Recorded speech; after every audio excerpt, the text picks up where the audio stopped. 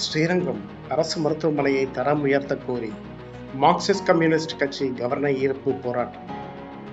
திருச்சி ஸ்ரீரங்கம் அரசு மருத்துவமனையில் போதிய அடிப்படை வசதிகளை மேம்படுத்த கோரியும் மருத்துவமனையை தரம் உயர்த்த வலியுறுத்தியும் மார்க்சிஸ்ட் கம்யூனிஸ்ட் கட்சி சார்பில் கவன ஈர்ப்பு போராட்டம் நடைபெற்றது.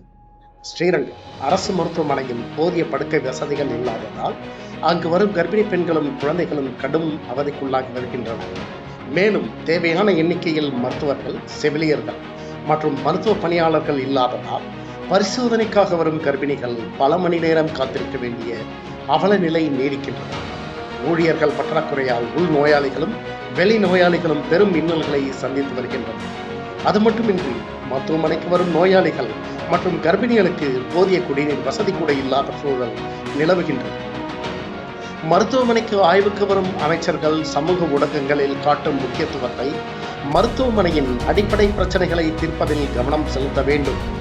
அரசு மருத்துவமனையின் இந்த நிலைமையால் ஏழை எளிய பொதுமக்களும் மருத்துவ ஊழியர்களுமே பெரும் பாதிப்புக்கு உள்ளாகிறார்கள். மருத்துவ வளாகத்தில் உள்ள பழைய ஆபத்தான கட்டிடங்களை உடனடியாக அகற்றிவிட்டு புதிய கட்டிடங்களை கட்ட வேண்டும். தமிழக அரசு, சுகாதாரத்துறை மற்றும் மாவட்ட நிர்வாகம் ஆகியவை உடனடியாக தலையிட்டு ஸ்ரீரங்கம் அரசு மருத்துவமனையின் வசதிகளை மேம்படுத்தி அதனை தரம் உயர்த்த வலியுறுத்தியும் மார்க்சிஸ்ட் கம்யூனிஸ்ட் கட்சியின் ஸ்ரீரங்கம் பகுதிக்குழு சார்பில் செவ்வாய்க்கிழமை அன்று ஸ்ரீரங்கம் தேவி தியேட்டர் எதிரில் கவன ஈர்ப்பு போராட்டம் நடைபெற்றது. இந்த போராட்டத்திற்கு ஸ்ரீரங்கம் பகுதி செயலாளர் தர்மா தலைமை தாங்கினார். மாவட்ட செயலாளர் கோவி வெற்றிச்செல்வம், மாவட்ட செயற்குழு உறுப்பினர் சந்தான், மாவட்ட குழு உறுப்பினர்கள் ஜோன்ஸ், அந்தநல்லூர் ஒன்றிய செயலாளர் கருணாநிதி, மூத்த தோழர் நந்தகுமார், பகுதிக்குழு உறுப்பினர்கள் வீரமுத்து, கோவிந்தன் மற்றும் ஆட்டோ சங்க மாவட்ட தலைவர் வெற்றிவேல் ஆகியோர் கோரிக்கைகளை விளக்கி பேசினர். இப்போராட்டத்தில் கட்சி நிர்வாகிகள் மற்றும் பொதுமக்கள் திரளாக கலந்து கொண்டு கோரிக்கைகளை வலியுறுத்தி கோஷங்களை எழுப்பினர். நிறைவாக பகுதிக்குழு உறுப்பினர் ராணி நன்றி கூறினார். நியூட்ரிச்சி டைம்ஸ் செய்திகளுக்காக சங்கர் சுப்பிரமணியன். நம்ம பகுதியில் மாவட்ட பேச இருக்காங்க. அது சம்பந்தமா நான் பேச வரல. இந்த கம்யூனிஸ்ட் கட்சி எப்படி தொடங்கப்பட்டது, இதுக்குள்ள மாபெரும் வீரர்கள் எப்படி எல்லாம் வந்தாங்க அப்படின்றதுனால ஒரு 2 நிமிடம் சிறுகதைனா 1907 ஒரு மாபெரும் வீரன் பிறந்தார். அவருக்கு பேரு பகத்சிங். அவருக்கு 1907 பிறந்து சுமார் குறைந்த வயது, அவருக்கு 12 வயது ஆகக்கூடிய நேரத்துல பாத்தீங்கன்னா இந்த ஜாலியன் வாலாபாக் அப்படிங்கிற ஒரு கிரவுண்ட்ல படுகொலை நடக்குது. யாரு? பிரிட்டிஷ்காரன் என்ன செய்யறான் அப்படின்னா, இந்த இவங்க சார்ந்தவங்க நம்ம பகத்சிங்கோட சொந்தக்காரவங்க ஒரு 1000-2000 பேர் கூடி அந்த இடத்துல ஒரு பெஸ்டிவல் நடத்துறாங்க. அந்த நேரத்துல இந்த வெள்ளக்காரனை எதிர்த்து ஓட விடணும், ஆங்கிலேயர் ஆட்சியை எதிர்த்து ஓட விடணும் அப்படின்ட்டு நம்ம பகத்சிங் சொந்தக்காரங்க ஒரு 100 பேர் களத்துல இறங்கிறாங்க. இந்த களத்துல இறங்கினவங்க என்ன செய்யறாங்க, போலீஸ்காரங்க எல்லாம் என்ன செய்யறாங்க, பிரிட்டிஷ்காரன் ஆட்சி. அப்ப இவங்க நம்ம மக்களை எதிர்க்கிறாங்க. எதிர்க்க என்ன செய்யறாங்க, அந்த ஜாலியன் வாலாபாக் அப்படின்னா அது ஒரு இடங்க, அது ஒரு மைதானம், புரிஞ்சுங்க. அந்த மைதானத்தை வச்சு பொழுது ஒரு 1000 பேரை சுட்டு கொண்டுறாங்க. சுட்டு கொண்டு அடிப்படையில 2-3 நாட்கள் ஆயிடுது. அப்ப இந்த பகத்சிங்கோட வயசு நான் பாத்தீங்கன்னா வெறும் 12 தாங்க. இந்த ஸ்கூலுக்கு போயிட்டு வர வயசுல நம்ம குழந்தை எல்லாம் என்ன செய்வாங்க, உங்க குடிமிட்டாய் வாங்கி கொடு, புரிய வச்சு வாங்கி கொடு, பிஸ்கட் வாங்கி கொடு அப்படிம்பாங்க. ஆனா பகத்சிங் என்ன செய்யுங்களா செஞ்சாரு, அந்த ரத்தமா இருந்த ரத்தம் இருந்தீங்களா சுட்டு கொண்டாடல வெள்ளக்காரன் ஆங்கிலேயர் நம்ம மக்களை, நம்ம இடத்தை படுகொலை செஞ்சாங்க பாருங்க.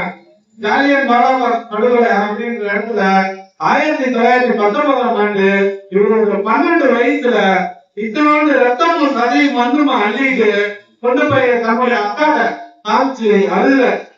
ஏன்னாக்க பகத்சிங்கோட அப்பா ஒரு சுதந்திர போராட்ட வீரர். இப்படியே நாட்கள் கடந்து போயிட்டு இருக்கையில பாத்தீங்கன்னா லாலா லஜபதி ராய் அப்படின்ற ஒரு வீரரை வந்து அந்த கூட்டத்தை வச்சு அடிச்சு போலீஸ்காரன், அதாவது பிரிட்டிஷ்கார போலீஸ் இருக்காங்க இல்லையா, அடிச்சு கொண்டுறாங்க. அடிச்சு கொண்ட அடிப்படையில அவர் வந்து இறந்து போறாரு. அந்த இறந்து போறப்ப நம்ம மக்கள் வந்து பகத்சிங் வயசு 12, இவர் என்ன பண்றதுன்னு தெரியல, வாழ்க்கை வரலாறு புரட்டி பாக்குறாரு. போயிட்டு இருக்க நாடாளுமன்றம் நடந்தாங்க. அந்த நடத்தையில இவர் என்ன செய்யறாரு, குண்டு போடுறாரு. பகத்சிங் என்ன செய்யறாருன்னா குண்டு போடுறாரு. ரொம்ப டயர்ட் எடுத்துக்க விரும்பல, ஒரு நிமிஷம் குண்டு உள்ள ஒண்ணு வெளியே ஒண்ணா குண்டா போடுறாரு. இதன் அடிப்படையில அவர் அரெஸ்ட் பண்ணிடுறாங்க. அரெஸ்ட் பண்ணி இவர் வந்து தூக்கு தண்டனை விதிச்சாங்க.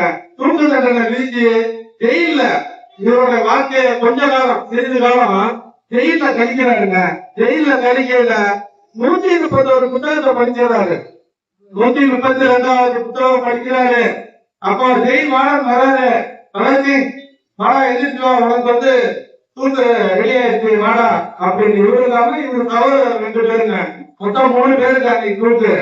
இவர கூப்பிடையில 2 நிமிஷம் 4 வயசுதான் இருக்கு, படிச்சுட்டு வந்துடுறாங்க. ஏண்டா தாங்க போற இந்த நேரத்துல என்னடா, எனக்கு வரலாறு முக்கியம், எனக்கு பின்னாடி கம்யூனிசம் பேசுறது, கம்யூனிசம் என்ன, எப்படி எல்லாம் இந்த தலைவர்கள் உருவானாங்கன்றது சொல்ல வர. பகத்சிங்க கூட்டிட்டு போயிட்டாங்க. எப்பயுமே தூக்கு தண்டனை பாத்தீங்கன்னா அதிகாலையில நடக்கும். இந்த 3 பேரையும் நிப்பாட்டி இருக்கிறாங்க. நிப்பாட்டி இருக்கையில நீதிபதி கேட்கிறாரு 3 பேரையும், 2 பேரும் 3 காரணம் சொல்றாங்க. பகத்சிங் சொல்றாரு, தெரிஞ்சுக்கிட்டங்க, நல்லா கேட்டுருங்க நீதிபதி, ஒரு கம்யூனிஸ்டவாதினா எப்படி இருப்பான் அப்படிங்கிறது சொல்றான். பகத்சிங் என்னை வந்து தூக்குல போடாத அப்படிங்கிறாரு. சக்தி கேட்கிறாரு, ஏண்டா உனக்கு தூக்கு தண்டனை தான் விதிச்சிருக்கு, நீ பல கொடுமைகளை செஞ்சிருக்க. ஆனா அவர் சுதந்திர போராட்டத்துக்காக அவர் வந்து போராடினாரு. ஆனா வெள்ளக்காரங்க ஆட்சி பண்ணிட்டு இருக்கான். அவனுக்கு வந்து பாத்தீங்கன்னா இவன் வந்து தேசத்துறையா சித்தரிக்கப்படுறான். அதனால இவனை தூக்கு தண்டனை போடல. என்ன சொல்றாருன்னா, ஒண்ணு என்னைய பீரங்கியால சுற்று, இல்ல துப்பாக்கியால சுற்று, என்னை தூக்குல போடாத அப்படிங்கிறான். ஏன் அப்படின்னா, எங்க அப்பா சுதந்திர போராட்ட யாரி, நான் இந்த இந்தியாவுக்கு சுதந்திரத்துக்காக போராட்டேன், இந்த சாகு போராது என்னுடைய கால் வந்து இந்த மண்ணுல நிக்கணுங்க, நீ என்னை அதனால சுட்டு கொள்ளு, நான் தரையில நிக்கிறேன் அப்படின்னு சொன்னாங்க இந்த பகத்சிங். இந்த கம்யூனிசம் அப்படிங்கிறது சாதாரணமா உருவாக்கப்படல. இந்த கம்யூனிசத்தை யாரும் தொட்டு பார்க்கவும் அசைச்சு பார்க்கவும் முடியாது. அப்பதான் உருவானது இன்குலாப் ஜிந்தாபாத் அப்படின்ற வார்த்தை 1919 உருவானது. வாய்ப்பளித்த நல்லுறவுக்கு நன்றி.